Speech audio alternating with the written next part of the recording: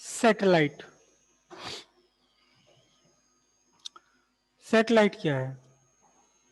हमारे solar system में 3 तरह के ऑब्जेक्ट हैं सोलर सिस्टम में।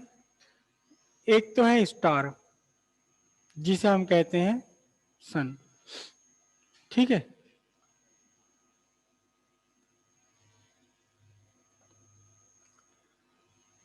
और कुछ बॉडीज हैं जो इस स्टार यानी सन के चारों तरफ रिवॉल्व कर रही हैं, जैसे कि हमारी अर्थ, इसे हम बोलते हैं प्लेनेट। लेकिन कुछ बॉडीज ऐसी हैं जो प्लेनेट को रिवॉल्व कर रही हैं, जैसे कि हमारा मून। ये एक्चुअली क्या है? सैटेलाइट है। Any object revolving round the planet is satellite.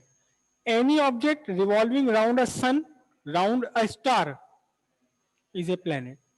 Star को रिवॉल्व करने वाला प्लेनेट, प्लेनेट को रिवॉल्व करने वाला सैटेलाइट। तो moon is a natural satellite of earth. अगर मून के अलावा कोई और अर्थ को रिवॉल्व करना शुरू कर दे तो उसे भी हम क्या कहेंगे? सैटेलाइट ही कहेंगे, आर्टिफिशियल सैटेलाइट होगा, ठीक है। तो सैटेलाइट क्या है? Satellite is a body that revolve round a planet, ठीक है। अब प्लेनेट है बता सकते हैं मून को एक बार रिवॉल्व करने में कितना टाइम लगता है? अर्थ का एक रिवोल्यूशन करने में मून को अर्थ का पूरा एक रिवोल्यूशन लेने में कितना टाइम लगता है? 24 आवर्स है? 24 आवर्स, 24.6 आवर। 12 आवर्स। किसने बताया? फिर से बताइए, किसने बताया था अभी ये? Yes sir, sir Deepanshu. हाँ, क्या बताया था? एक बार फिर से बोलिए। Sir 12 hours. 12 hours, okay. Deepanshu कह रहे हैं 12 आवर्स, और आप सब कह रहे हैं कितने? 24 आवर्स है? 24 आवर्स। कौन कौन एग्री है 24 आवर्स पर? 24 आवर्स पर कोई भी एग्री नहीं है? आप एग्री हो? हैं? सर इस बार दोबारा ज्वाइन करा जब हो गए। ये मून है, सर हमने नेचुरल तो 8 सैटेलाइट है। बार मून ज्वाइन करी को है फिर क्लास। पूरा एक रिवोल्यूशन लेने में राउंड द अर्थ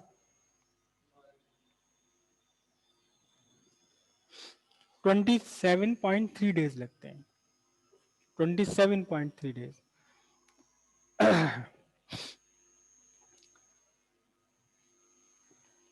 मतलब एक फुल मून से अगले फुल मून तक का ड्यूरेशन है ये। 15 दिन की अमावस होती है, 15 दिन का कृष्ण पक्ष होता है, 15 दिन का शुक्ल पक्ष होता है नहीं? 15 दिन का कृष्ण पक्ष और 15 दिन का शुक्ल पक्ष। एक्चुअली 15 दिन का नहीं होता, वो 14 दिन से भी कम का होता है। 14 दिन से भी कम का होता है। इसीलिए 3 साल में 3 साल में 3 साल में ये 12 चक्कर, एक साल में 12 चक्कर नहीं लेता, 3 साल में 37 चक्कर ले लेता है मून। तो हर तीसरे साल एक साल बढ़ जाता है, एक महीना बढ़ जाता है। जैसे इस बार बढ़ा हुआ 1 महीना, याद है? पता है किसी को? इस बार कैलेंडर में 1 महीना बढ़ा हुआ है, जो विक्रमी संवत कैलेंडर होता है उसमें 1 महीना बढ़ा हुआ है इस साल। 13 महीने का साल है ये। इसीलिए तो अक्टूबर नवंबर में पहुंच गई दिवाली, 14 नवंबर में। नहीं नहीं, आप में से ज्यादातर को नहीं पता, कोई दिक्कत नहीं, कोई मतलब भी नहीं आपका। तो ये जो 27.3 डेज है, इसे हम बोलेंगे क्या? Time period of moon. Simple सी बात है, एक ये प्लैनेट, प्लैनेट के चारों तरफ घूमता हुआ सैटेलाइट, जितने टाइम में एक रिवोल्यूशन ये पूरा करेगा उस टाइम को बोलेंगे हम टाइम पीरियड ऑफ सैटेलाइट, ठीक है। सिर्फ इतनी बात बतानी थी, टाइम पीरियड एक रिवोल्यूशन करने में। अब जब ये घूम रहा है तो एक सर्कुलर वेलोसिटी पर, एक सर्कुलर पाथ पर एक सर्टेन वेलोसिटी चल रहा है, इसकी जो भी ये वेलोसिटी है चलने की, इसे बोलते हैं ऑर्बिटल वेलोसिटी या ऑर्बिटल स्पीड। क्या बोलेंगे? ऑर्बिटल वेलोसिटी बोलेंगे, ऐसे बोलेंगे ऑर्बिटल स्पीड।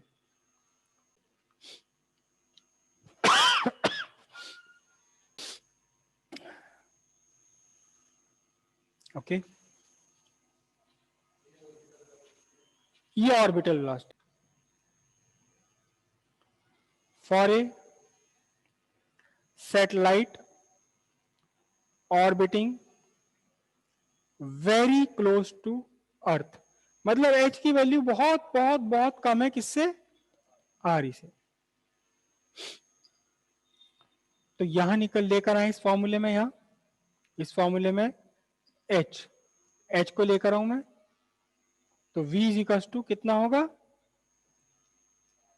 आर ई तो बाहर है जी, और h प्लस आर ई भी लगभग कितना ही होगा?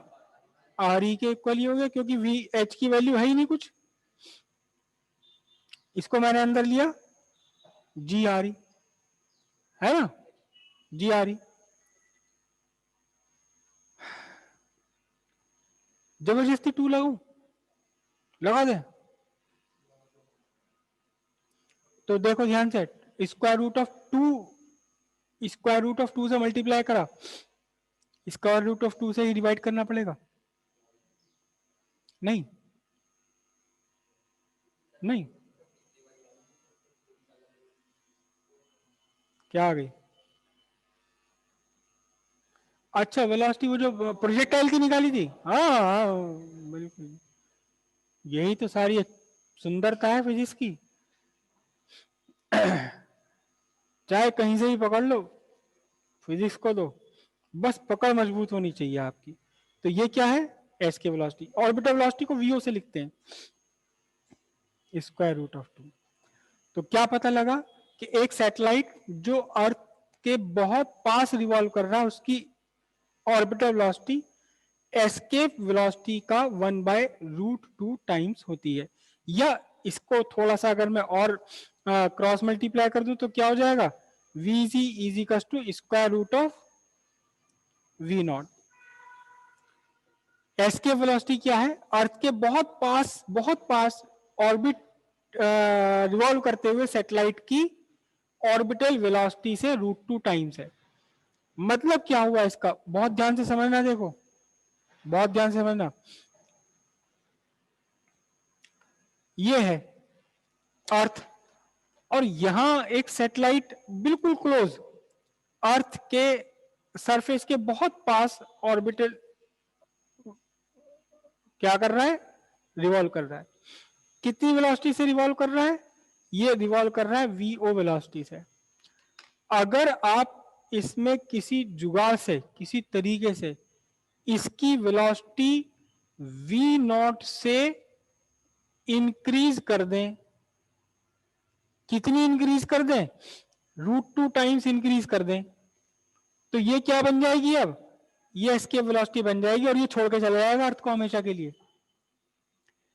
अर्थ के बिल्कुल क्लोजली रिवॉल्व करते हुए एक सैटेलाइट की वेलोसिटी अगर √2 टाइम्स बढ़ा दी जाए, जितनी उसकी वेलोसिटी है उसमें √2 टाइम्स इंक्रीज कर दिया जाए, तो फिर उसकी वेलोसिटी बढ़कर के एस्केप वेलोसिटी के बराबर हो जाएगी, और ये अर्थ से हमेशा के लिए एस्केप करके चला जाएगा, वापस लौट कर नहीं आएगा। बिल्कुल सही कह रहे हैं, अपनी ऑर्बिट छोड़ देगा और ये चला जाएगा यहां से, अर्थ से स्पेस में चले जाएगा, अर्थ से बिल्कुल एस्केप कर जाएगा। कहां जाएगा उससे हमें कोई मतलब नहीं, अर्थ पे वापस नहीं आएगा, अर्थ से बाउंड नहीं रहेगा, अर्थ से हमेशा के लिए चला जाएगा। क्लियर हो इतनी बात? ये क्या नाम है आपका? हर्ष।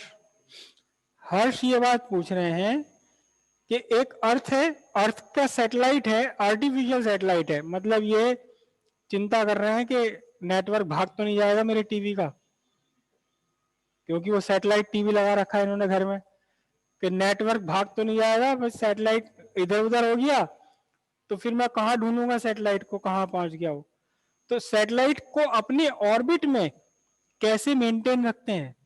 आप ये जानना चाहते हैं कि अपने ही ऑर्बिट में ये सैटेलाइट को कैसे मेंटेन रखते हैं, क्यों ये छोड़ के भाग नहीं जा रहा और क्यों ये अर्थ पे गिर नहीं जा रहा, यही सवाल है आपका, है? अच्छा, मून तो नेचुरल सैटेलाइट है।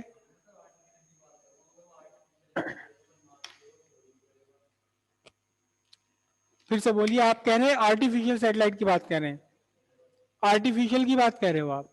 हाँ, इसमें छोड़ो, मून को तो छोड़ो। हाँ हाँ, ठीक है, भेज दिया आर्टिफिशियल सैटेलाइट। अरे क्या बात है, ये तो नासा वाली लैंग्वेज बोल रहे हैं भाई, ये तो इसरो वाली लैंग्वेज बोल रहे हैं, बहुत बढ़िया, मुझे तो बड़ा मजा आ रहा है। हाँ सुन को, हाँ अब ये कह रहे हैं, क्या कह रहे हैं, जरा वर्ड बोलना। हाँ, ये कह रहे हैं वैज्ञानिक ऐसे कैसे तय करते हैं, क्या?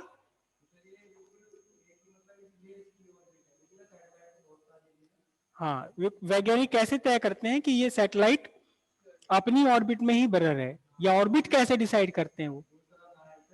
दूसरा ना है, अच्छा अच्छा अच्छा, डर आपको ये लग रहा है कि कहीं लड़ ना जाए मेरा वाला सैटेलाइट, किसी दूसरे जाके टक्कर ना मार दे, है ना? ओके, वहां पे ना ऊपर एटमॉस्फेयर, बैठ जाइए प्लीज, वहां ना वहां ऊपर ना एटमॉस्फेयर में एक वो बना हुआ है, ऐसा छतरी सी, इसमें ना एक वो खड़ा रहता है पुलिस वाला, ट्रैफिक ट्रैफिक, वो जैसे ही कोई सैटेलाइट सीटी बजाता रोक देता है, ऐसे ही पहले ही कहता दूसरे को निकल जाए तो फिर आग। तो ट्रैफिक कंट्रोल सिस्टम, खैर मैं मजाक कर रहा हूं, लेकिन एक्चुअल एटमॉस्फेयर उसके स्पेस के लिए भी एक ट्रैफिक कंट्रोल सिस्टम होता है, एक ट्रैफिक कंट्रोल सिस्टम होता है। उस सिस्टम वो सिस्टम हमारे देश का नहीं है, अमेरिका का नहीं है, किसी का भी नहीं है, वो इंटरनेशनल सिस्टम है।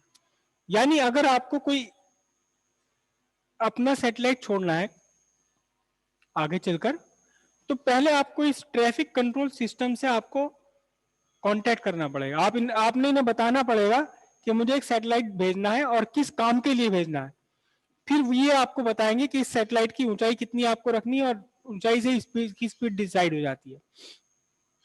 सवाल आपका वही का वही रह गया कि ये कैसे है कि ये सैटेलाइट अपनी ही ऑर्बिट में घूम रहा है, ना तो एस्केप करके बाहर जा रहा और ना वापस आ रही। बिल्कुल सही बात है आपकी।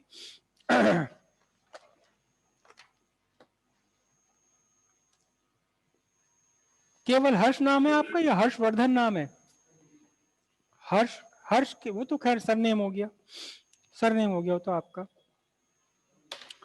चलो यही मैं आपको एक सैटेलाइट बना के दिखा दूं, ये मेरी क्या है, देखो भाई, ये मेरी क्या है, सैटेलाइट। अभी इसको सैटेलाइट बनाते हैं। अब देखो जी, मैंने इसको रिवॉल्व कराना शुरू कर दिया, ये मेरी इस उंगली के आगे अबाउट रिवॉल्व कर रही ना, आपको तो दिख रहा होगा। थोड़ा कैमरा ऊपर ले लूं, फ्रेम बड़ा हो जाएगा। ये देखिए, ये जो की है ये मेरी इस उंगली के अबाउट रिवॉल्व कर रही है ना? अच्छा, ये की जो है वो अपने ऑर्बिट में क्यों रिवॉल्व कर रही है? बहुत सिंपल सी आपका आंसर होगा जी, आपने इसे धागे से बांध के पकड़ रखा है ना? जरा छोड़ के देखो इसे, अभी निकल के भाग लेगी ये, है ना? अगर इस धागे से, अच्छा अब फिर वही बात कि यहां जब हम इसे रिवॉल्व करा रहे हैं, तो इसे रिवॉल्व करने के लिए एक सेंट्रीपिटल फोर्स चाहिएगी। कहां से मिल रही है इस की को सेंट्रीपिटल फोर्स? कहां से मिल रही सेंट्रीपिटल फोर्स इस की को? ये जो मेरी उंगली के अबाउट रिवॉल्व कर रही है की, इसे सेंट्रीपिटल फोर्स कहां से मिल रही है इस टाइम? तुलाराम जी का तो जाने का टाइम है नहीं अभी, क्लास में पे कैसे जाए छोड़ के? हाँ, मेरे हाथ से मिल रही है, कहीं और से हिसाब लगाओ। हाँ क्या, सेंटर से नहीं मिला कर, उंगली का क्या है सेंटर, जहां से मैंने इस धागे को पकड़ रखा है? नो नो नो नो, पहले भी आपको बताया मैंने। कोई ऑनलाइन वाले में से कोई बताया भाई, ये सेंट्रीपिटल फोर्स कहां से मिल रही है? तुलाराम जी के जाने का टाइम नहीं है, हालांकि वैसे कल मैंने देखा था बहुत ही बढ़िया ओरिजिनल सेंटीमीटर फोर्स आई हुई है। हाँ सही वर्ड। टेंशन, टेंशन, ये जो धागे में खिंचाव है ये इसको सेंटीमीटर फोर्स प्रोवाइड कर रहा है। जो धागे का खिंचाव है, ये मेरा लंगड़ और ये मेरा धागा, धागा इसे अपनी तरफ खींच के रखे हुए, जब यहां है तो इसे अपनी तरफ खींच के रखे हुए, धागा यहां, बल्कि इस धागे के थ्रू मुझे खींच के रखना पड़ रहा है, मुझे खींच कर रखना पड़ रहा है धागे के थ्रू। तो जो धागे का टेंशन है वही एक्चुअली सेंटीपिटल फोर्स, जो धागे का टेंशन है सेंटर की तरफ लग रहा है, वो सेंटीपिटल फोर्स प्रोवाइड कर रहा है। जब तक ये टेंशन है, सेंटीपिटल फोर्स है, इसको अपने रास्ते पर घूमते रहना है। अगर ये धागा टूट गया, सेंटीपिटल फोर्स नहीं मिला, तो छोड़ के चले जाएगा रास्ते को। टेंशन अगर खत्म हो गया, मैं छोड़ दूं अगर धागे को, टेंशन खत्म। बस सैटेलाइट के साथ भी वही है, सैटेलाइट के साथ भी वही है। ये अर्थ है और ये इसका सैटेलाइट, बस धागा दिखाई तो नहीं दे रहा, वो रस्सी दिखाई तो नहीं दे रही। वो रस्सी क्या है? वो रस्सी है ग्रेविटेशनल फोर्स। ग्रेविटेशनल फोर्स जो भी लग रही है वो सेंटीपिटल फोर्स प्रोवाइड कर रही है। ठीक है, अब इसको दूसरे तरीके से भी समझ सकते हैं। अभी हर्ष को अभी बात समझ नहीं आई, इनके चेहरे पे बहुत प्यारा सा, एक सुंदर सा, खूबसूरत सा, चमकदार सा क्वेश्चन मार्क मुझे दिखाई दे रहा है, और माथे पर लिखा हुआ क्वेश्चन मार्क बड़ा अच्छा लगता है मुझे।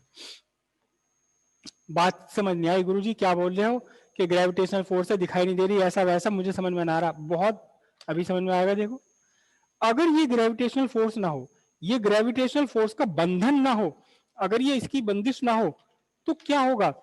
सैटेलाइट सीधे रास्ते पर जाएगा, क्यों घूमेगा जब इसे सेंटीपिटल फोर्स नहीं मिल रही?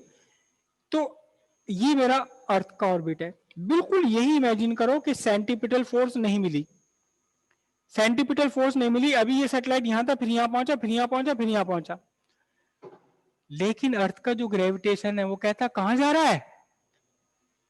यही जा। जब यहां पहुंचा तो इसने गिरा के यहां लिया ऐसे, जब यहां पहुंचा तो गिरा के यहां लिया आया, यहां पहुंचा तो गिरा के यहां लिया आया, यहां से आगे कंडीशन होती। एक्चुअली सैटेलाइट लगातार अर्थ की तरफ गिर रहा है, अर्थ की तरफ गिर रहा है, लेकिन अर्थ के सरफेस पर नहीं पहुंच पा रहा क्योंकि सर्कुलर पाथ पर है। समझे बात को? तो यस, गिर तो इसलिए नहीं पा रहा क्यों। अरे वाह, क्या बात कही है, अरे वाह, बिल्कुल साइंटिस्टों वाली बात कही भाई। देखो, बाहर इसलिए नहीं जा पा रहा क्योंकि गिर रहा है लगातार अर्थ की तरफ, और गिर इसलिए नहीं पा रहा क्योंकि इसकी टेंडेंसी बाहर जाने की है। तो कुल मिलाकर दोनों क्या हो रहे हैं? बैलेंस हो गए। अच्छा, ये कितनी हाइट पर होगा, कितनी वेलोसिटी होगी, ये इसको प्रोजेक्ट करने से पहले डिसाइड कर लिया जाता है। अभी हम देखो ध्यान से, अभी हमने दो फॉर्मूले ड्राइव करे थे। देखो, एक तो ड्राइव किया था, ये वेलोसिटी ऑफ ऑर्बिटल वेलोसिटी था, टाइम पीरियड था। चलो नहीं नहीं, अभी नहीं करा, अभी नहीं करा। हम ये हाइट ऑफ सैटेलाइट डिसाइड करेंगे, करेंगे कल करेंगे इसे। तो यहां से आपको पता लगेगा कि हाइट ऑफ सैटेलाइट केवल केवल डिपेंड करती है किस पर? जितनी वेलोसिटी से हमने छोड़ा। अभी कल करेंगे इसे, तब तब आपको क्लियर होगी बात ये। तो जो आपको अगर सैटेलाइट छोड़ना है, तो वो जो कंपनी है, जो ऑर्गेनाइजेशन है स्पेस ट्रैफिक रूल वाला, वो आपको बताएगा कि कितने एंगल पर आपको प्रोजेक्ट करना है, कितनी वेलोसिटी से प्रोजेक्ट करना है, ताकि ये अपने एक नए ऑर्बिट पर घूमे और वो ऑर्बिट बाकी किसी सैटेलाइट के ऑर्बिट से क्लैश ना करे। समझ रहे हो बात को? और एक बार जब आपने इसको प्रोजेक्ट कर दिया, इसकी वेलोसिटी फिक्स कर दी, mv² वेलोसिटी आपने फिक्स कर दी। कितनी फिक्स करी? Such that mv² becomes equal to gme/r²। ये मास ऑफ सैटेलाइट, ये उसकी रेडियस आपने डिसाइड कर ली कि सैटेलाइट को कहां यूज करना है, उससे डिसाइड किया जाएगा रेडियस। अगर आपको जासूसी करनी किसी देश की, तो रेडियस बहुत कम रखनी पड़ेगी। अगर आपको सैटेलाइट सिग्नल देना, टीवी चलाना है, तो कुछ और रेडियस रखनी पड़ेगी। आपको बहुत ऊपर जाना है, एटमॉस्फेयर का वेदर फिनोमिनन ऑब्जर्व करने, तो हाइट रेडियस कुछ और रखनी पड़ेगी।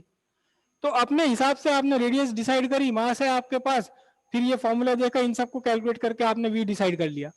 अब जब एक वी डिसाइड कर लिया, अब कुछ भी नहीं बदलने वाला इसमें से, ये अनंत काल तक ऐसे ही घूमता रहेगा, अनंत काल तक, क्योंकि वहां एटमॉस्फेयर नहीं है तो इसे रोकने वाला भी कोई नहीं है। अगर इसे कोई रोकने वाला हो, एटमॉस्फेयर हो, तो इसकी स्पीड लगातार घटती चली जाएगी, रेडियस घटती चली जाएगी, अर्थ पे नीचे गिर जाएगा। आपकी तो लाइफ में नहीं है, आप तो आपके पापा मम्मी भी बच्चे होंगे उस समय, एक सैटेलाइट गिरा था अर्थ के ऊपर, आर्टिफिशियल सैटेलाइट, स्काईलार्क उसका नाम था। कभी पापा से पूछना स्काईलार्क सुना है कभी नाम? अर्थ पर गिरा था ये, मेरे बचपन की बात है। तो कुछ गड़बड़ हो गई थी उसमें, वो उसकी स्पीड कम हो गई, कुछ वो कर रहे थे नीचे से, कंट्रोल सिस्टम से कुछ कर रहे थे, इत्तेफाक से उन्होंने उल्टे इंजन चला दिए, उसकी स्पीड कम हो गई, नीचे आ गया, एटमॉस्फेयर में घुसा और फिर कम होती गई उसकी वेलोसिटी और नीचे गिर गया था वो। पूरा मुझे याद है अपने बचपन का, टीवी पे उसकी रात दिन न्यूज आया करती थी, अब स्काईलार्क किस देश के ऊपर है, अब स्काईलार्क यहाँ गया, अब स्काईलार्क यहाँ गया, अब वो गिरने वाला है, और गिर गया।